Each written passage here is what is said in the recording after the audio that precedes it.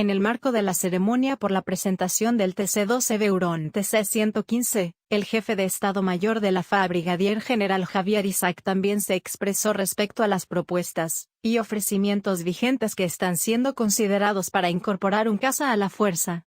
Consultado sobre el estado de las propuestas realizadas por varios países, el jefe respondió que, para cerrar la oferta y hacerla completa y pareja, tenemos que ir a verlos in situ.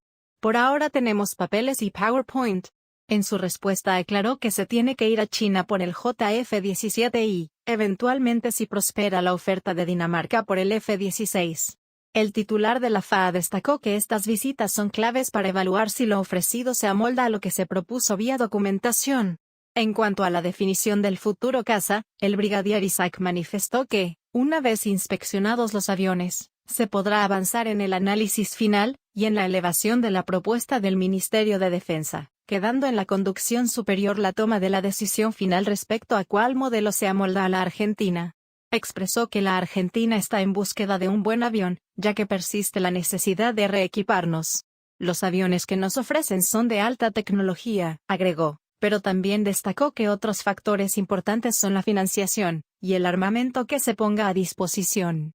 Vale recordar que la Fuerza Aérea Argentina ha evaluado diversos cazas en los últimos años con la intención de cubrir el requerimiento por un caza supersónico. Durante este proceso surgieron distintos candidatos, entre ellos el KF-50 Fighting Eagle, el MiG-35, el JF-17 y, uno de los últimos, el norteamericano F-16 Fighting Falcon. Lo que me llama la atención es que no dijo de ir a ver el MiG-35, ¿o es que ya lo fueron a ver? Bueno, defensores, esa es la última novedad sobre este tema. Saludos.